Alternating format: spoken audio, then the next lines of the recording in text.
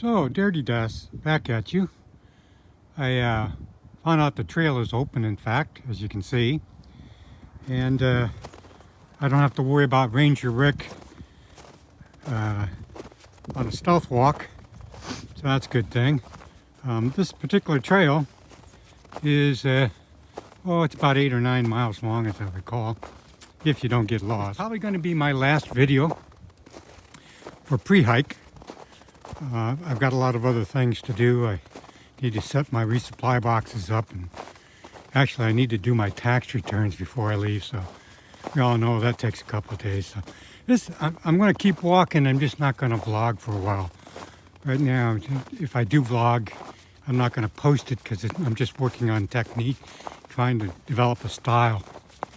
So I do have my poles today.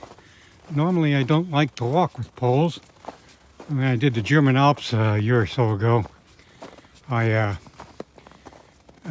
didn't bring poles, and I could have used them. I was some places where I shouldn't have been, really high up alone, and poles would have been nice, but generally I like to keep my hands free because I'm doing other things with my hands. But the nice thing about poles, if you use them, they move your hands. And if you just leave your hands in your pockets all day, you get something called edema, retention of water in your fingers. And if you move your hands around by using sticks, that doesn't happen. And so I'm probably going to use sticks more than I normally do on the AT. So I'm at mile 2. Warming up a little bit. You may ask yourself or be complaining that Byron or DerDieDas, you talk too much in your videos. You don't show us enough of the scenery. Well, that's because up till now we've been walking in Kansas, and unless you like stunning video of wheat fields or cows standing in the middle of nowhere, ain't much to see. Better that you hear. By the time I get on the trail on the AT, that'll all change. There's much more to see and talk about and describe. So I'm getting the talking out of the way now. So I think I've mentioned that I used to race, a race called Race Across America. It's a non-stop 3,000-mile endurance bicycle race. You snooze, you lose type race from San Francisco to, well, now it goes to Annapolis, Maryland. Very popular in Europe for some bizarre reason. And American hasn't won it since 2003. Same year I won the two-man division. Anyways, over the years I've gotten to know the majority of the hardcore ultra cyclists that do that. And when you ask them, which state did you hate the most? Was it the Rockies going up Wolf Creek Pass? Was it the Sierra Nevadas coming right out of the gate? Was it the Appalachian Trail? Was it the desert? Which did you hate the worst? And almost universally, it's Kansas. And why is that? Because there's nothing there. And the wind, the constant wind going through the wheat fields, making this eerie sound, it just wears you down psychologically. And I've, over the years, probably ridden through every small town in Kansas on a bike. In fact, I'm still the Ultra Cycling Marathon Association's record holder for quickest time across the state of Kansas. I did the 425 miles in 2000, and I did the 425 in a little over 25 hours, breaking the old record by 4 hours. That record stayed until, it did for 16 years, and then someone who was half my age, I was 50 years old when I broke the record, someone half my age, 26 or 25, broke it a couple years ago. But I actually set 2 records, one for the 50 and older, the Masters division, and the overall, and he's got to wait about 25 years to break that record, so that one's going to stand for a long while.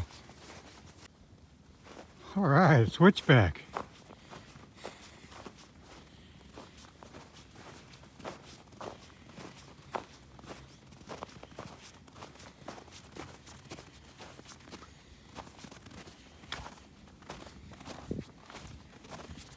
Let's see where this trail goes. Oh, I already know. I could do this trail blindfolded.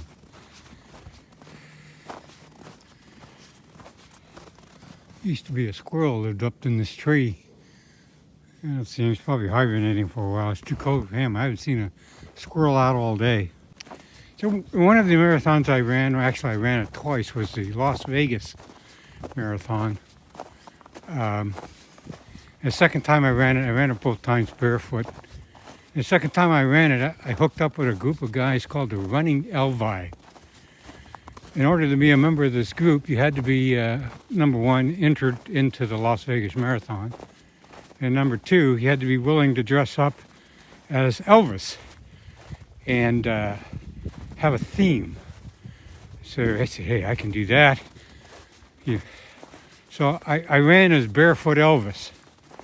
And I'll post a picture out of a couple of, there were some Conehead LI, pregnant Elvis, Japanese Elvis, Pearl Harbor Elvis was dressed up as a sailor because that year it's always the race is in December, and this guy was an ex-Navy guy, and it was Pearl Harbor Day. So I actually finished with this guy. He was really interesting. I really like Filipino guy, Filipino-American. Really cool guy. Anyways, there ended up being 225 of us running Elvi. And they gave us a special corral just for the Elvi. We had our own special lane, and we got to start out 5 minutes before anybody else got to run the marathon. And the marathon started that year at 6 o'clock in the morning with a fireworks display. And so they wanted all the running Elvi to get together at I think it was 5 o'clock in the morning for a press conference or an attempt to get some publicity. So we all agreed to be there at 5 in the morning, which meant I had to go through the MGM casino at 4 o'clock in the morning to get there to be for this PR thing. And not the greatest thing to do, because at 4 o'clock in the morning, Las Vegas never sleeps. I kept having drunks come up to me and say, "Hey, Elvis, let me take my picture with you." So I barely made it to the start. The other thing about this race that was rather unique is they built a wedding chapel at the 10K mark, 5 miles or 6 mile mark, a temporary chapel. And part of your deal with being a running Elvi was you had to stop there to be a witness to all the weddings. And what they did is they had a mass wedding. They had, it must be 100 couples, all dressed as Elvis, getting married there in mass ceremony. And the running Elvi were all there as witnesses. So I wonder how many of those people are still married, because that was about 8 years ago. So there's an author, nonfiction, named Peter Vollhaven. I always like his name because he's German, and his name translates to live well. Anyways, Mr. Vollhaven works as a ranger in the Black Forest in Germany, and he tenders or takes care of a beech forest, and he's been doing this for a long time. So he wrote this book called The Secret Lives of Trees that I've read probably 4 or 5 times. I've got it on audible.com, and I listen to it usually the first or second day when I start walking through the woods. And among a lot of the interesting facts Mr.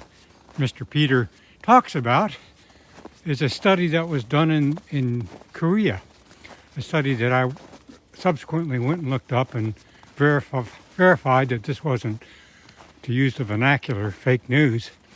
They did do this study, and it indicated that they took primarily women, I think, as I recall, and it took them walking in the city. measured certain vitals like blood pressure, uh, certain enzymes flowing through the body, whatnot, the disposition, measured a number of parameters, and that did the same thing after the ladies walked through a forest. And it's just dramatic, the variance that you get, that the forest or wooded area is such a calming influence and good for your health.